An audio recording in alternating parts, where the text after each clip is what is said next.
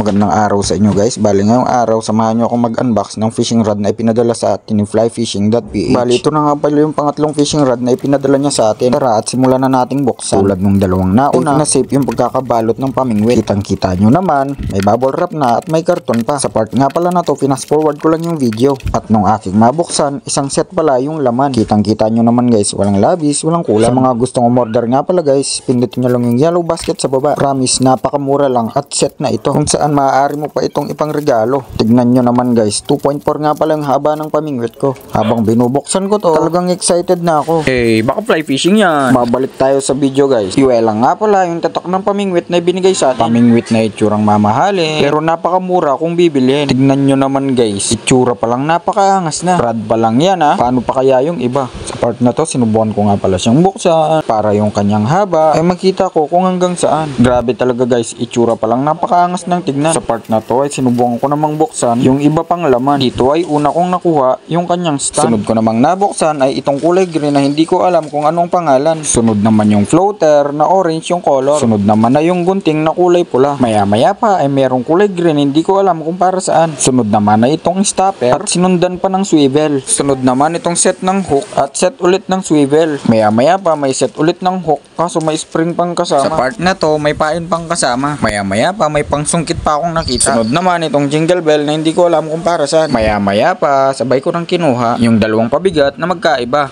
At yung panghuli yung spinning reel na napakalupit at napakaganda. Pagbukas pa lang ay agad mong makikita yung balot niya. Sa part na to pagtanggal ko ng plastic, grabe, pinitik ko ng dahan-dahan para siguraduhin bakal yung laman. Tignan nyo naman guys, napakaangas ng reel. Sa mga gustong bumili nga pala, pindutin nyo lang yung yellow basket sa baba para maka-order ka na. Balik tayo sa video guys. Sa part na to talagang hindi ako makapaniwala. Sa part na to sinubukan ko nga palang ilagay yung reel sa rod. Tinignan ko kung talagang maangas ba. Grabe guys, nung nakita ko talagang maangas pala. At sa part na to sinubukan ko nga pala siyang tignan ng buo. Baka fly fishing PH yan. Inuulit ko nga pala guys, sa mga gustong umorder, pindutin nyo lang yung yellow basket para maka-order ka na. Sa part na to, ito na nga pala lahat ng pinadala sa atin ni Fly Fishing PH. Baka fly fishing PH yan.